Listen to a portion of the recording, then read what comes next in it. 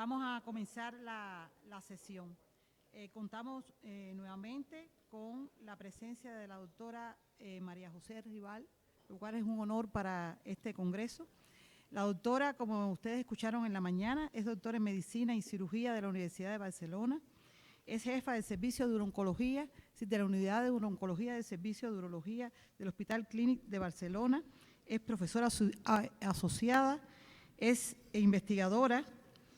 Tiene una importante producción científica con más de 150 publicaciones, con participación numerosa en congresos, en cursos, pertenece a múltiples sociedades internacionales y además es miembro del comité editorial de numerosas revistas, entre ellas el Archivo Español de Urología y el Journal Europeo de Urología. Es un honor para nosotros poderla presentar. Doctora, se va a referir en esta ocasión a cáncer de próstata, intensificación de la terapia y manejo interdisciplinario. Bienvenida, doctora. Sí. Gracias. Muchas gracias, doctora. Un placer. Gracias por la presentación. Es un placer compartir sesión con la doctora Tania González. Nosotras nos conocimos en Costa Rica ya hace unos años, con lo cual es un placer volver a coincidir. Es un honor estar con usted en esta sesión. Todo un placer. Y con vosotros también otra vez de nuevo. Espero que disfruten su almuerzo. Yo iré pasando por delante de las presentaciones. ¿De qué vamos a hablar ahora? Ahora vamos a hablar de cáncer de próstata. Antes hablábamos de vejiga, pero hay una palabra que se va repitiendo mucho todo el rato, es abordaje multidisciplinar. Y eso debiera ser así, no debiera ser solo una teoría, debiera ser una práctica. Entonces, cuando tratamos enfermedades avanzadas, es complicado que las vayamos a tratar solos. Y si en cáncer de vejiga nos ocurría eso, en cáncer de próstata también. Estos son mis conflictos de interés. Y vamos a ir directamente al lío. Yo creo que es muy importante en cáncer de próstata contextualizar dónde nos encontramos. ¿Por qué? Pues, por ejemplo, la población es una población que está envejeciendo cada vez más. El porcentaje de población por encima de los 80 años se va a multiplicar por 300, por la población por encima de los 100 se va a multiplicar en un 1000%.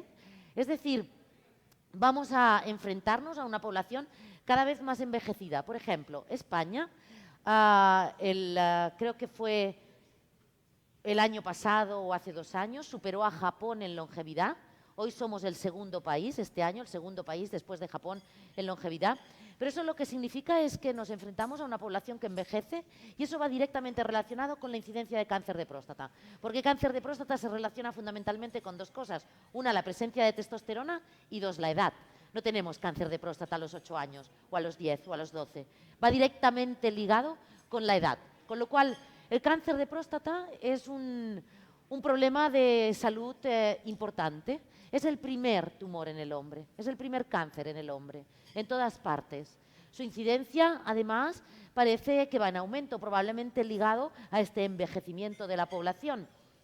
Y también en algunas zonas va directamente ligado el aumento de la enfermedad avanzada, quizás por unas políticas de tamizaje que no eran absolutamente adecuadas. Ustedes están también bajo la influencia de la USPTF y de cómo en América se prohibió hacer tamizaje de cáncer de próstata. En Europa nos regimos, obviamente, por las guías europeas.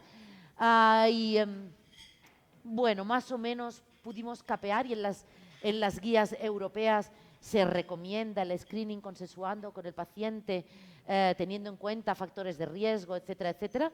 Pero eso ha hecho también que la enfermedad avanzada en los últimos años haya aumentado un 8%, lo cual no es nada despreciable. Entonces, pensemos en enfermedad avanzada y pensemos en enfermedad de alto riesgo y pensemos en enfermedad metastásica. Una de las palabras que más estamos oyendo en los últimos años es intensificación del tratamiento. vamos a intensificar el tratamiento.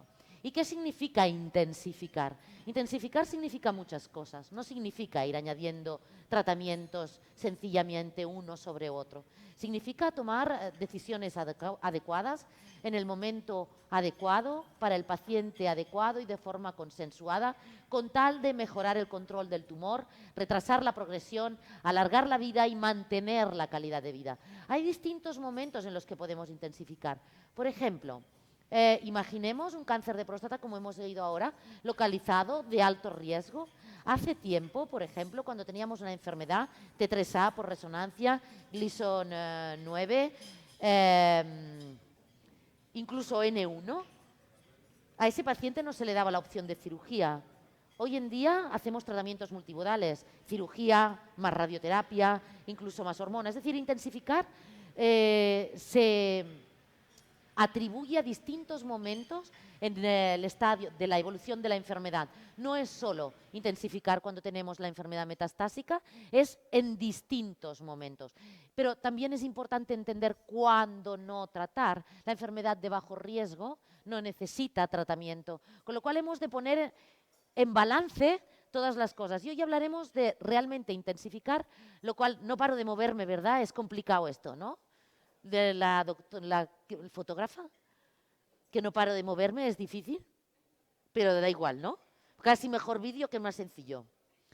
Entonces, nos vamos a preocupar de intensificar y por lo tanto vamos a estar refiriéndonos a enfermedad o avanzada o de alto riesgo.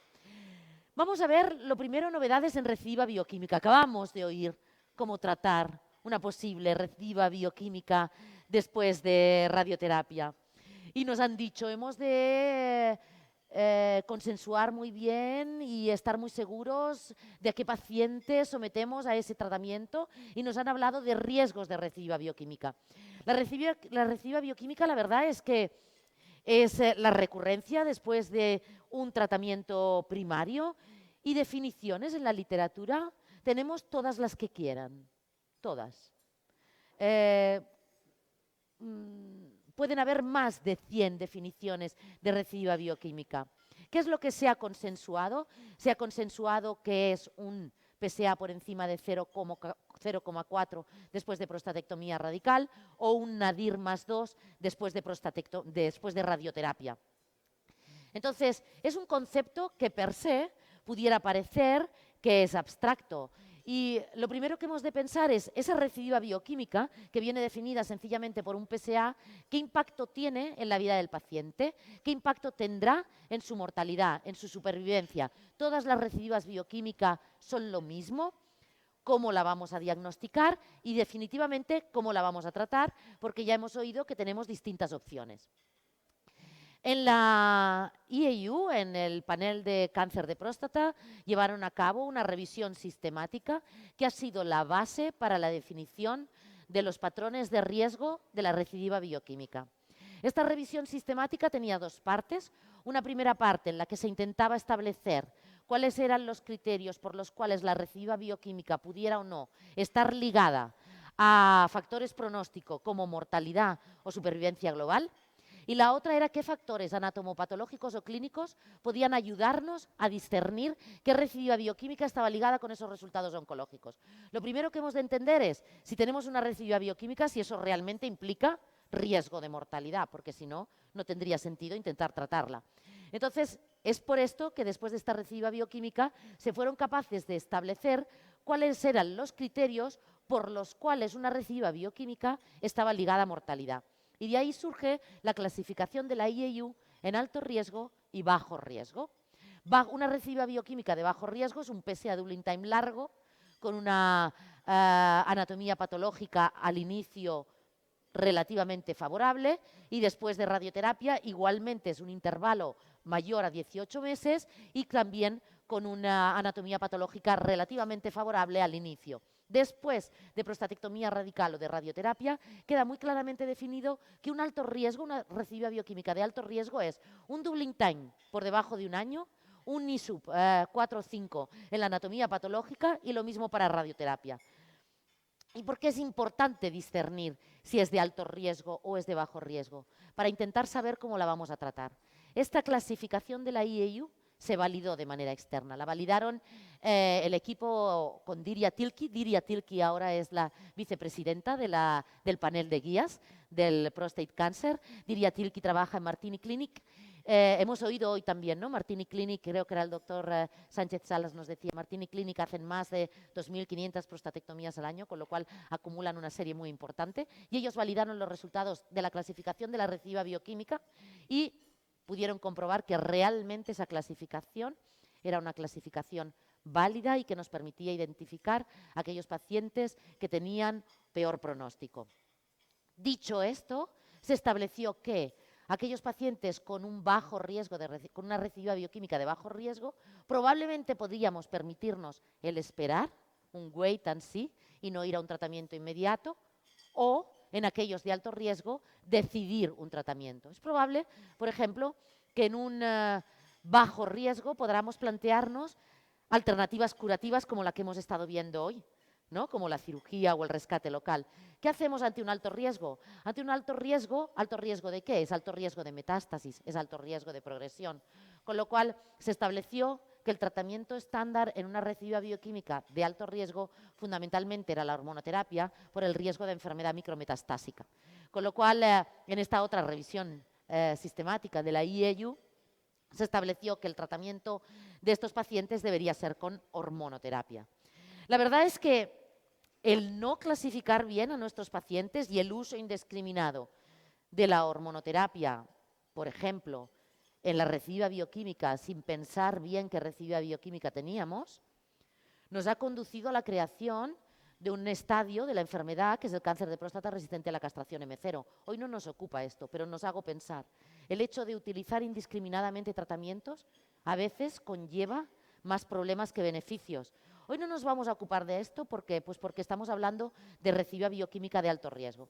Y esto ha cambiado un poquito recientemente cuando se publicaron los datos de EMBARC.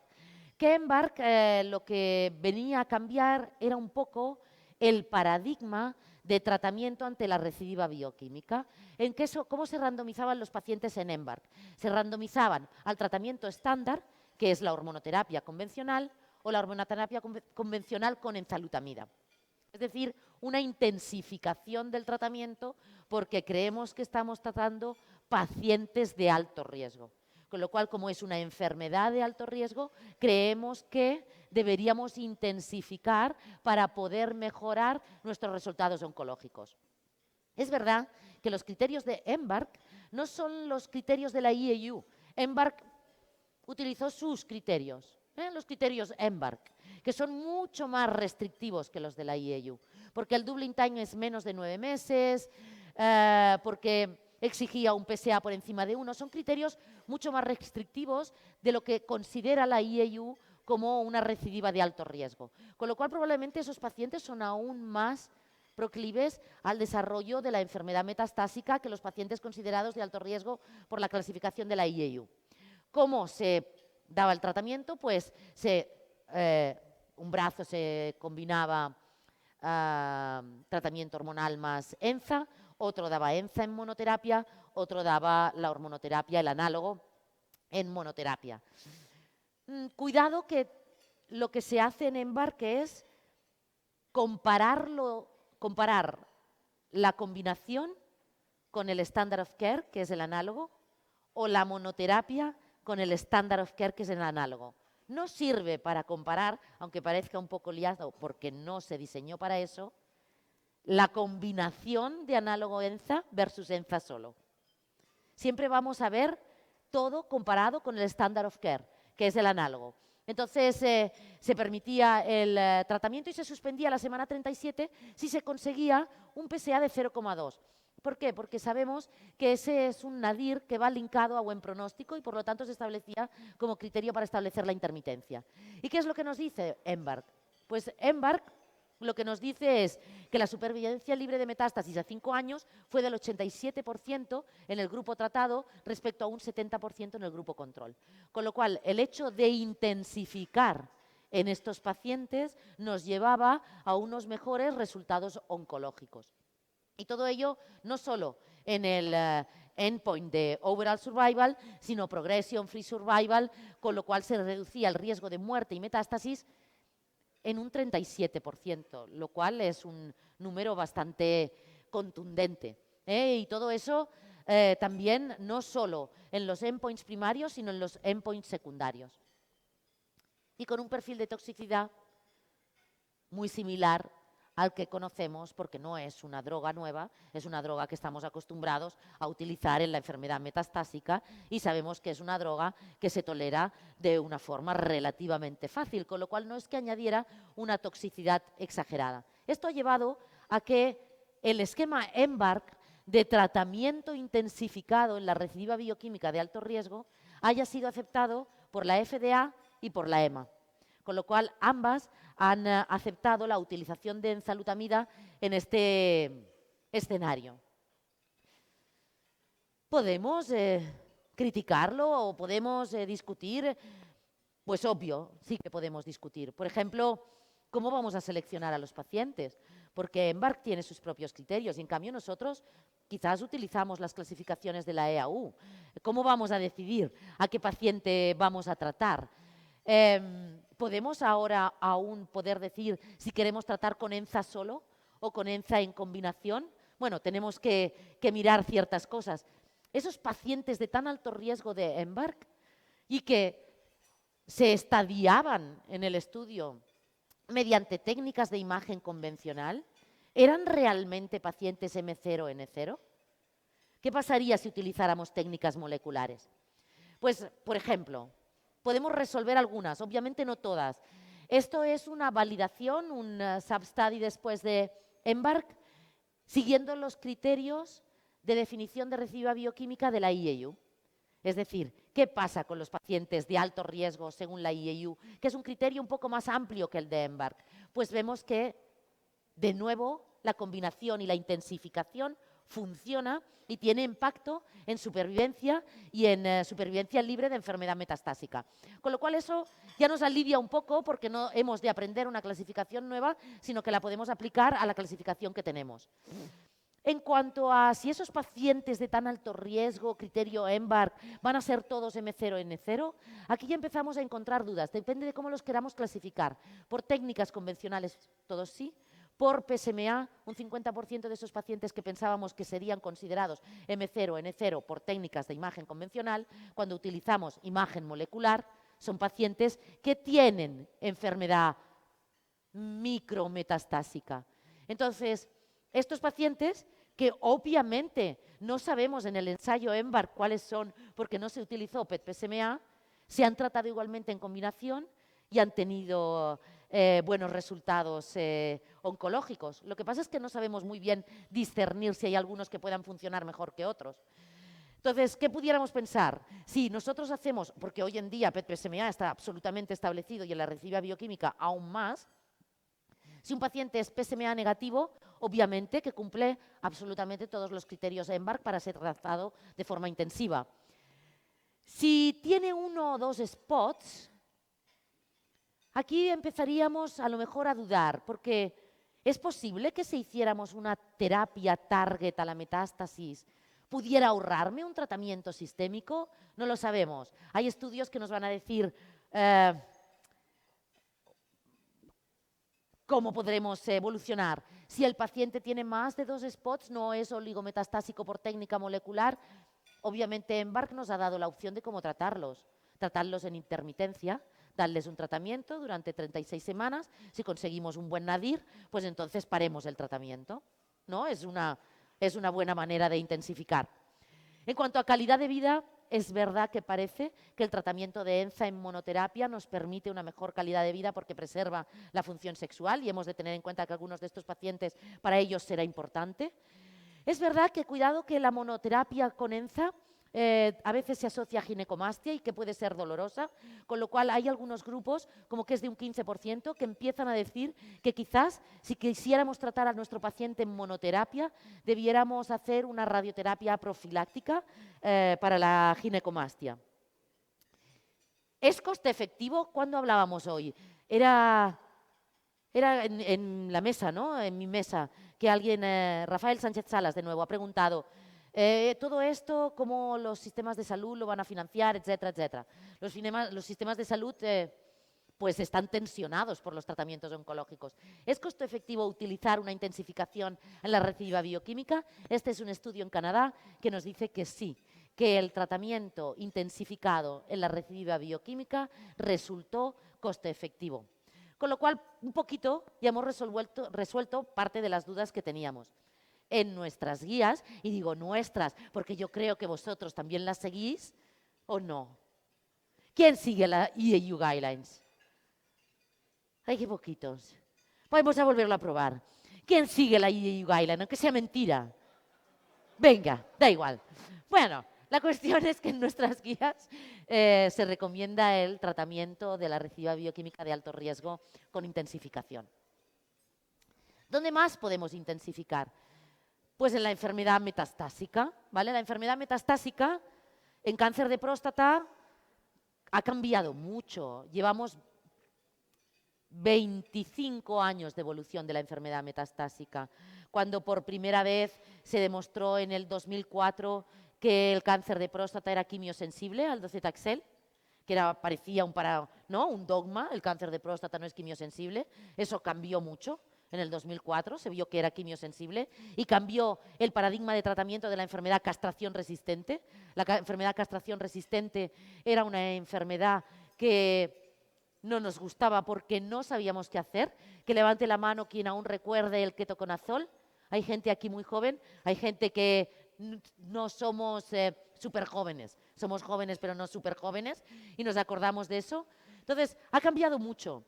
Pero es que en primera línea ha cambiado mucho también, porque el tratamiento de primera línea de la enfermedad metastásica ha sido por muchos años el tratamiento hormonal, el análogo, cada 6 meses, con primeros los 10 días de bicalutamida, ¿no? Y luego el análogo semestral de por vida. Ese ha sido el tratamiento estándar, ¿de acuerdo? Pero el tratamiento de hormonal, la deprivación androgénica como la conocemos, dejó de ser el estándar. ¿Cuándo? Aprox en 2018. Desde 2018 no se considera nunca más el estándar. Y no porque lo digan las EAU, es porque lo dice ASCO, porque lo dice ESMO, porque lo dice AUA y porque lo dice la NCCN. No se considera un estándar de tratamiento tratar a nuestros pacientes solo con hormona. Hemos de intensificar sí o sí y hemos de combinar con lo que queramos. Empezamos combinando con docetaxel, con abiraterona, con apalutamida, con enzalutamida, con darolutamida. Pero lo que no podemos es tratar a nuestros pacientes solo con hormona. Y eso tiene un nivel de evidencia muy robusto. Y todas las guías, sigáis las que sigáis, nos dicen lo mismo. ¿Y qué hacemos con las guías? Pues mira, a veces nos las pasamos por el forro, porque esto queda feo eso, ¿no? Pero bueno. Esto es un estudio de Real World Data y este estudio de Real World Data nos dice que cuidado, que en el mundo real no llega al 30% de pacientes tratados como debiéramos tratarlo, con lo cual nos lo hemos de hacer pensar. ¿Por qué? Porque la intensificación, el tratamiento en combinación, ha mejorado la supervivencia de los pacientes en mucho. En más de 1 año y medio. Y eso es mucho tiempo de estar con sus nietos, o de leer el diario, o de salir al parque, o de comerse no sé qué están comiendo, o de beberse una Coca-Cola, o de tomarse un buen vino. Son muchos meses y años de hacer cosas, jugar con la supervivencia de los pacientes por falta de actualización, no es una posición ética para nosotros. Si sabemos que mejoramos los resultados, hemos de ser capaces de dárselos. Se creó una Lancet Commission, se publicó en el Lancet es del año pasado. Esta comisión lo que pretende es mejorar los resultados en cáncer de próstata en todo el mundo, en los países con alta renta por cápita y en los países con una renta per cápita quizás no tan buena, el low and middle income countries, estableciendo cuáles debieran ser nuestros objetivos fundamentales, mejorar el diagnóstico, ser capaces de implementar un tamizaje adecuado para llevar a cabo un diagnóstico precoz, ser capaces de desarrollar medidas costo-efectivas y además integradoras sin ningún tipo de discriminación por raza, aquí género no hay, pero bueno, y implementar las recomendaciones de las guías. Con lo cual, uno de los proyectos de la Lancet Commission es que el 80% de los pacientes metastásicos reciban el tratamiento que es adecuado y no ese 30% que tenemos. Con lo cual, es algo que está en nuestras manos de mejorar porque es factible de hacerlo. Con lo cual, hagámoslo. El tratamiento hormonal es el pilar fundamental del cáncer de próstata. Lo descubrió Huggins y mereció un premio Nobel, con lo cual no estamos hablando de un descubrimiento menor. Y se mantuvo así durante mucho tiempo, pero empezó a cambiar el paradigma cuando no solo descubrimos que el cáncer de próstata era quimiosensible, sino cuando descubrimos que además podíamos ser capaces de desarrollar tratamientos hormonales más allá del tratamiento hormonal convencional. Y aparecieron los inhibidores del receptor de andrógenos, porque se dio cuenta, estudiando biología molecular, que el receptor de andrógenos seguía activo cuando la enfermedad ya se hacía castración resistente. Con lo cual la biología molecular nos aportó muchos fármacos que durante mucho tiempo, desde el 2014-13, empezaron a aprobarse y ha cambiado la forma en la que concebimos la enfermedad metastásica. Pero no solo eso, es que además sabemos que no toda la enfermedad metastásica es lo mismo. No es lo mismo tener enfermedad metastásica solo en los ganglios, no es lo mismo tener enfermedad metastásica solo ósea, no es lo mismo tener enfermedad metastásica visceral. Sabemos que hay diferentes enfermedades metastásicas. No es lo mismo debutar directamente como paciente metastásico o desarrollar la metástasis después de un tratamiento primario. Son situaciones que son distintas. No es lo mismo el de novo que el recurrente. No es lo mismo el visceral que el óseo o el ganglionar. Con lo cual son pronósticos distintos y que merecen probablemente alternativas de tratamiento distintas. Y además sabemos que la cantidad de metástasis también puede influir en los resultados de nuestros pacientes, con lo cual nos dice qué paciente va a necesitar más o menos tratamiento. En verdad, todos los pacientes en calidad de metastásico requieren una intensificación. ¿Cómo? Tratándolos con dobletes y veremos que tripletes. Empezamos con docetaxel, que fue demostrado mediante CHART y Stampede. Luego seguimos con abiraterona en Latitude y Stampede, enzalutamida con Arches y Enzamet, apalutamida con Titan, y tripletes como el PIS-1, abiraterona, docetaxel y hormona. Ahora sabemos que tenemos Arsens y Aranote, que Aranote ha salido, nada, hace poco. Con lo cual sabemos que podemos tratarlo con dobletes y tripletes y todos mejoran la supervivencia de nuestros pacientes.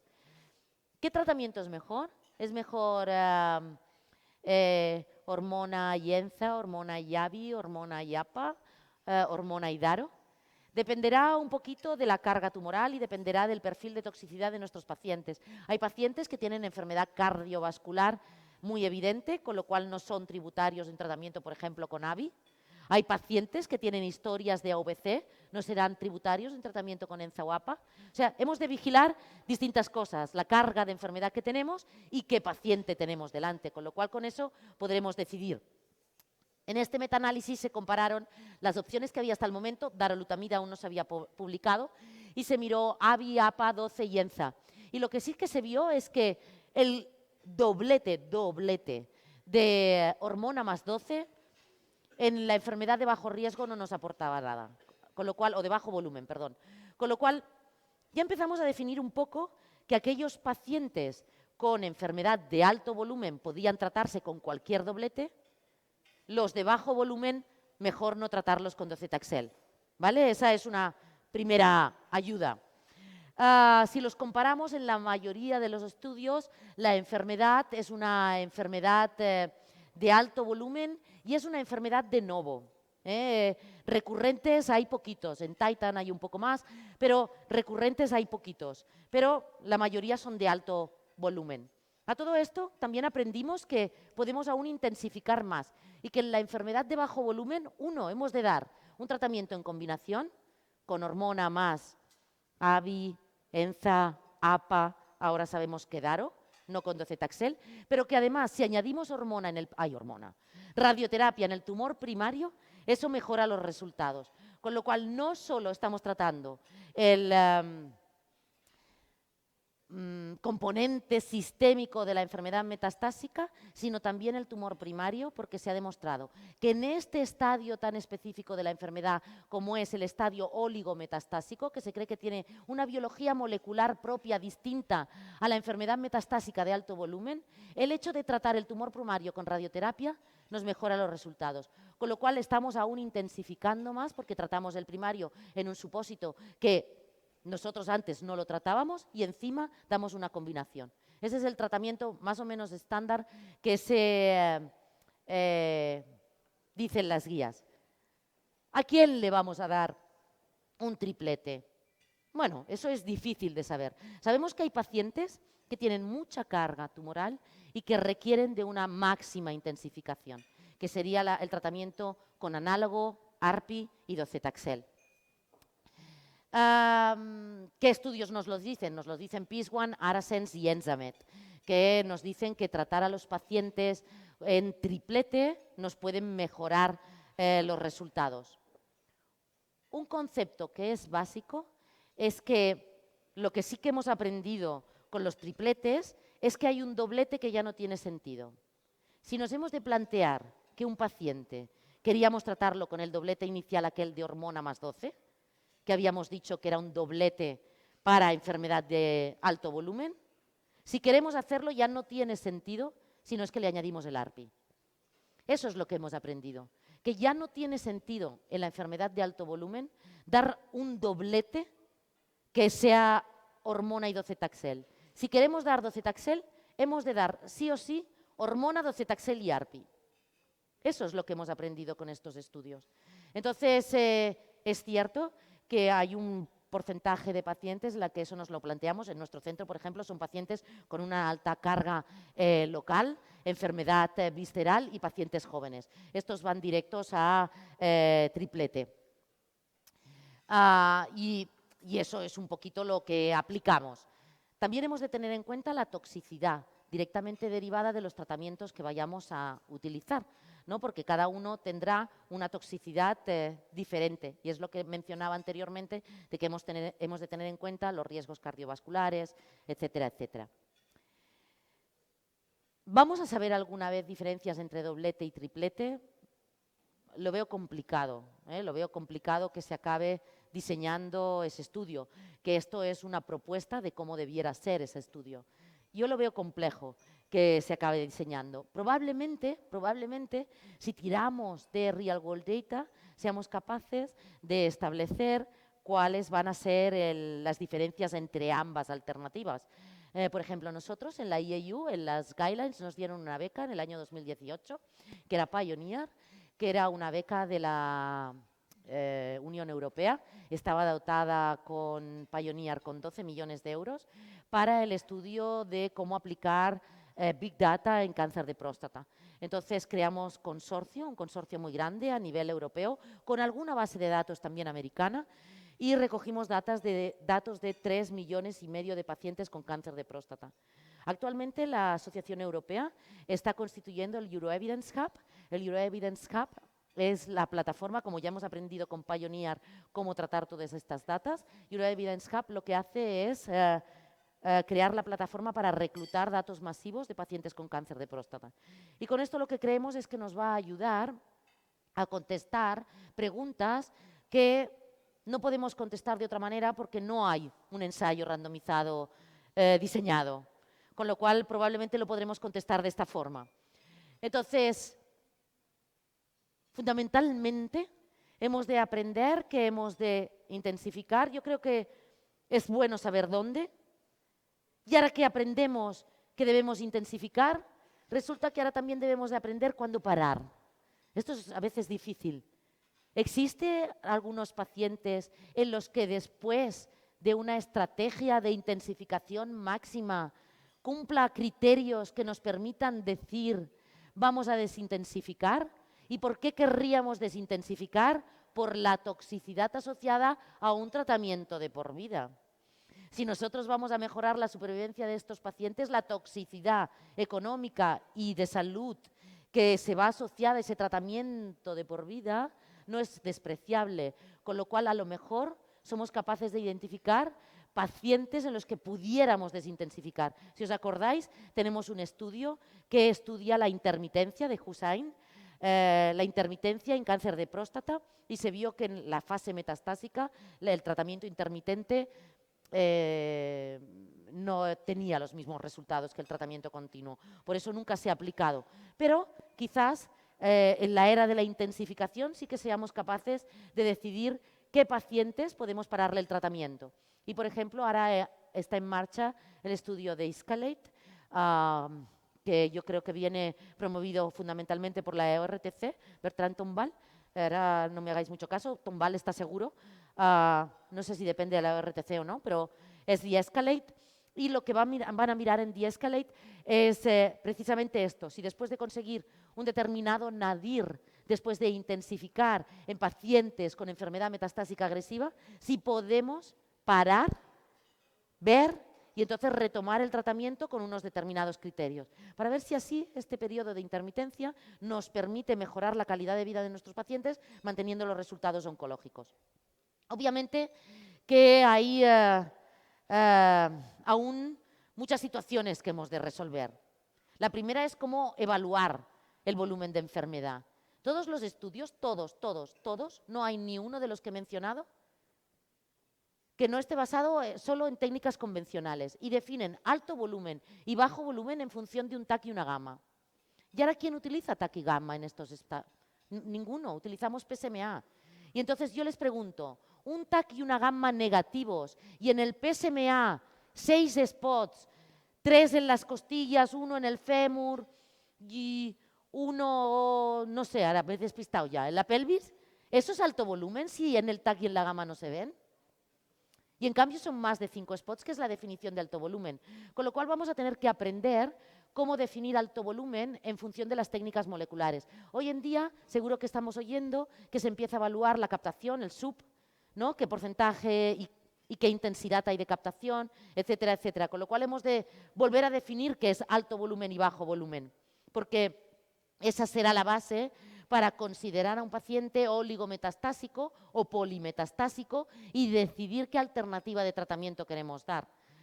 Luego vamos a tener que entender cómo las terapias locales nos van a ayudar a contener la enfermedad, cómo la radio, cómo la cirugía. Nosotros ahora vamos a pedir una beca europea, cómo incluso el tratamiento focal pudiera ser de ayuda para contener el tumor primario y por lo tanto minimizar el impacto del tratamiento sistémico, o cómo nos puede ayudar el tratamiento dirigido a una sola metástasis. ¿Podríamos entonces ahorrarnos el tratamiento sistémico? Todo esto son nuevos escenarios que aún no tenemos las respuestas, pero que estoy segura de que en muy poquito tiempo lo tendremos.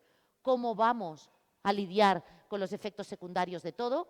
Y cómo vamos, por ejemplo, a entender la biología molecular y los tratamientos oncoespecíficos, porque sabemos que hoy en día tenemos tratamientos, por ejemplo, dirigidos a pacientes que tienen la mutación de BRCA, y tenemos olaparib, rucaparib, que nos pueden ayudar, talazoparib, que nos pueden ayudar a tratar esos pacientes que tienen una mutación en BRCA y que por lo tanto pudieran ser sensibles a ellos, con lo cual esto también va a cambiar la forma en la que tratamos a nuestros pacientes. Y son una serie de ensayos que hoy en día están en marcha con tal de contestar todas estas preguntas. ¿Cuándo desescalar? ¿Cómo utilizar las nuevas terapias emergentes? ¿Cómo asociar estos tratamientos con los nuevos tratamientos oncoespecíficos? Y sobre todo, ¿qué vamos a hacer si nosotros lo hemos hecho todo al principio, en primera línea? Le hemos dado todo, todo. Quimio, hormona, ARPI. ¿Qué vamos a hacer cuando el paciente progrese? Cuando se convierta en un cáncer de próstata resistente a la castración. Ya habrá estado expuesto a docetaxel a lo mejor, o habrá estado expuesto a un ARPI. ¿Qué tratamiento? ¿Cómo vamos a secuenciar? ¿Qué utilizaremos? ¿Cabazitaxel? ¿Olaparib, rucaparib, talazoparib? vamos a utilizar inhibidores de PTEN.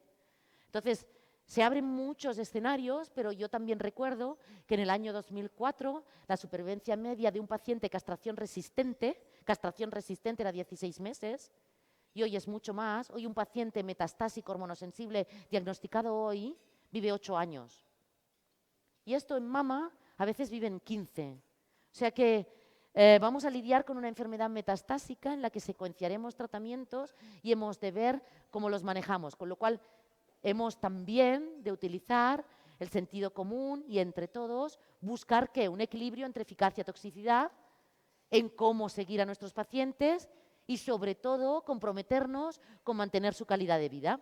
Estas son las guías europeas del 2025 que nos señalan cuál es el algoritmo de tratamiento de la enfermedad metastásica, y ya está definido que hemos de considerar si es alto volumen o bajo volumen para poder decidir las alternativas terapéuticas. Yo creo que este algoritmo se complicará y cambiará, y en el año 26 habremos añadido alguna cosa, y en el 27 otra, y en el 28 otra. Están ustedes obligados a invitarme año tras año para que yo les venga a contar qué es lo que estamos añadiendo aquí en las guías europeas, porque a mí me gusta mucho venírselo a contar. Entonces, pues esto ya crea como un compromiso. Y además se va a complicar mucho más con la biología molecular del tumor, porque nosotros sabemos ahora que tenemos mutaciones en PTEN, mutaciones en BRCA, tenemos pacientes que a lo mejor solo deberíamos tratar tratando el primario y un tratamiento dirigido a la metástasis, con lo cual se abre un abanico de posibilidades increíble. Y de nuevo, vuelvo al título, hemos intensificado, pero para poder hacerlo esto de una forma conveniente, se ha de hacer en un ambiente como este, que es un ambiente multidisciplinar, en el que tengamos en cuenta todo: oncólogos radioterápicos, médicos, urólogos, psicólogos, geriatras, asistentes sociales. Hay un montón de detalles que hemos de tener en cuenta para decidir el tratamiento. Con lo cual, yo les diría, es cada vez más complejo tratar en urooncología, requiere de nuestro esfuerzo para formarnos y adecuarnos, que hemos de estar seguros de que nos hemos actualizado lo suficiente para darle a nuestros pacientes los mejores resultados, porque con lo que estamos jugando no es con nosotros, porque al fin y al cabo esto no va de nosotros, esto va de que ese paciente esté mejor, se encuentre mejor, viva más, comparta más y invierta ese tiempo más de vida en hacer lo que quiera, sea buena persona, sea mala persona, porque es verdad, también le alargaremos la vida a malas personas, pero eso no define lo que queremos hacer, es conseguir que nuestros pacientes vivan más y vivan mejor. Y eso depende de que nosotros nos actualicemos, conozcamos y sepamos cuáles son las opciones que les hemos de dar. Así que espero que hayan disfrutado de su comida. Y ahora ya viene la doctora González, porque no sé si hay alguna pregunta que estaría encantada de contestar. Tienen que poner el QR. ¿Lo he de poner yo el QR?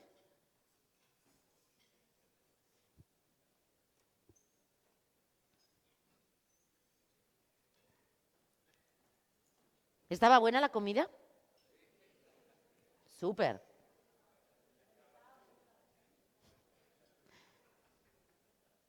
La charla con comida entra un poquito mejor, ¿eh? Si no hubieran dado de comer, a ver quién es el guapo que dice, uy, la charla muy bien. Pero está bien, gracias, está bien.